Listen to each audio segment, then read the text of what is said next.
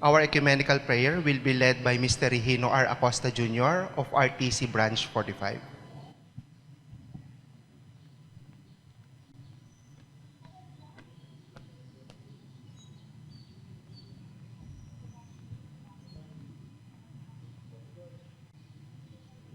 Let us now feel the presence of the Lord as we welcome Him in the name of the Father, and the Son, and the Holy Spirit. Amen.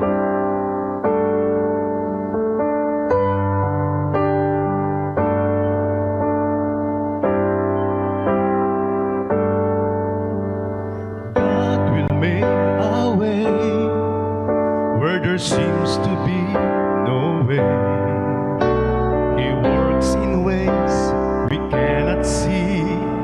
He will make a way for me, and He will be my guide. Hold me closely to His side, with love and strength for each new day.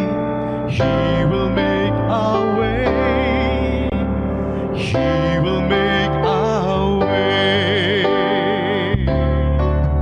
Oh, God will make a way where there seems to be no way.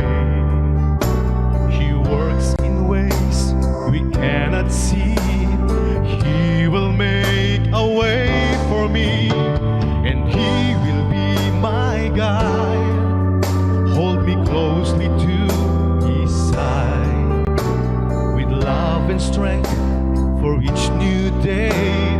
He will make a way.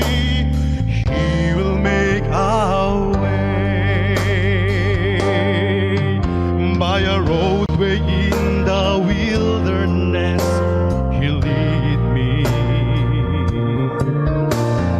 Rivers in the desert will I see. Heaven and earth will fade, but His words will still remain, and He will do something new today. Oh, God will make a way where there seems to be no way. He works in ways we cannot see. He will make a way for me, and He will be my guide. Hold me closely to His side, with love and strength for each new day.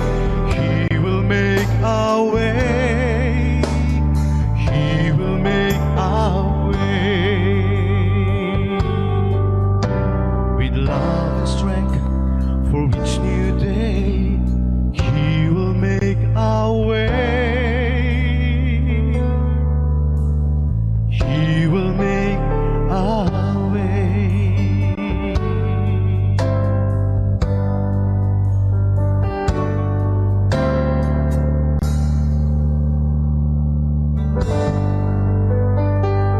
In the name of the Father, Son, and the Holy Spirit. Amen. Our lupang hinirang will be conducted by Mr. Japet H. Vilches of the Office of the Clerk of Court.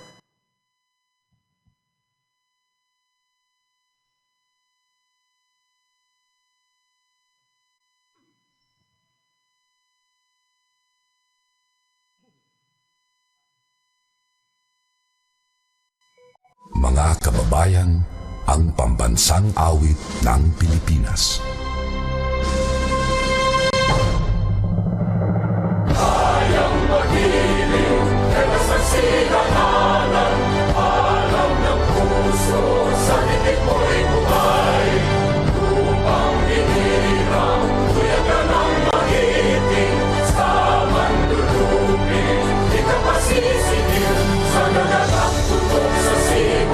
Sa langit ang pangaw ay hinatang tudla, awit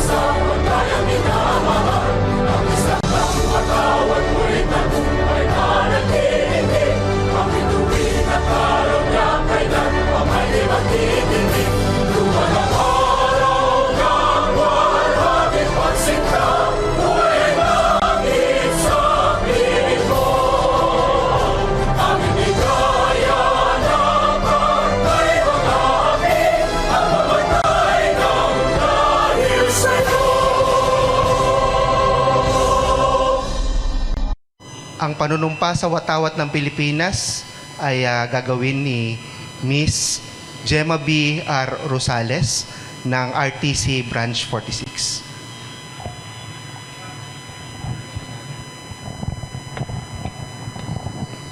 Panunumpa sa watawat ng Pilipinas.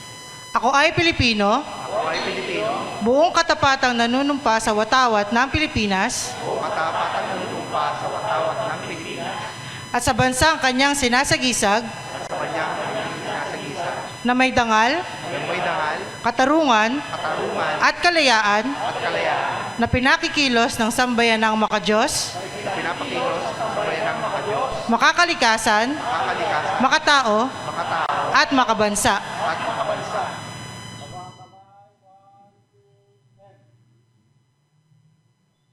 Ang panunumpa ng kawani ng gobyerno ay pangungunahan ni Mr. Michael D. Custodio ng RTC Branch 45.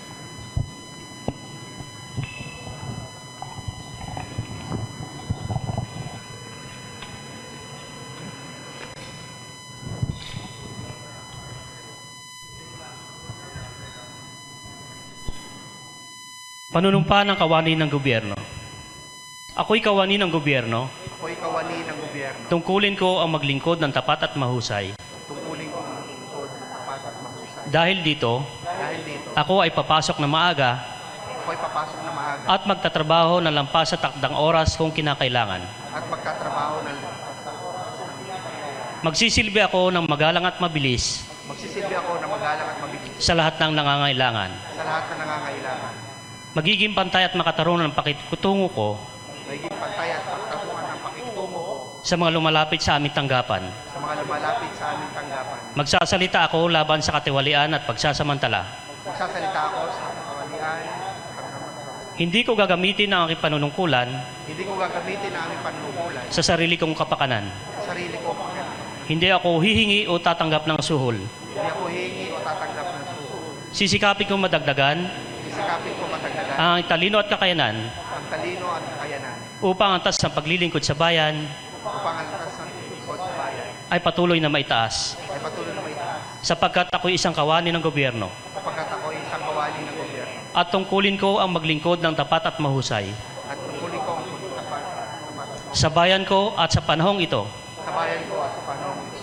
Ako at ang aking kapwa kawani Ako at ang aking kapwa kabansaw ay kailangan tungo sa isang maunlad, kailangan magtungo sa isang masagana masagana at mapayapang Pilipinas. at mapayapang Pilipinas. At sa harap ninyong lahat, Sa harap ninyo lahat, ako'y taus-pusong nanunumpa. ako ay taus-pusong nanunumpa.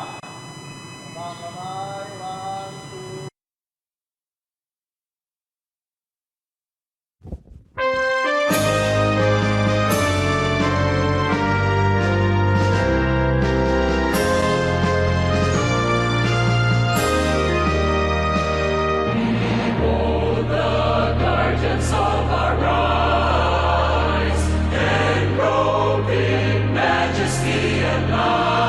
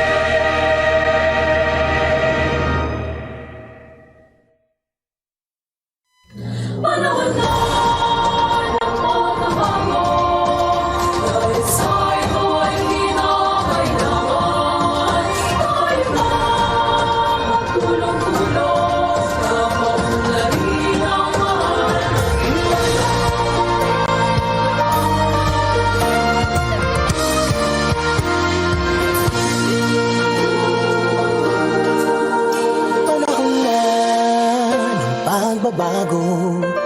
Dahil sa ito ay kinakailangan tayo na magtulong-tulong. Napakunlarin ang mahal nating bayan.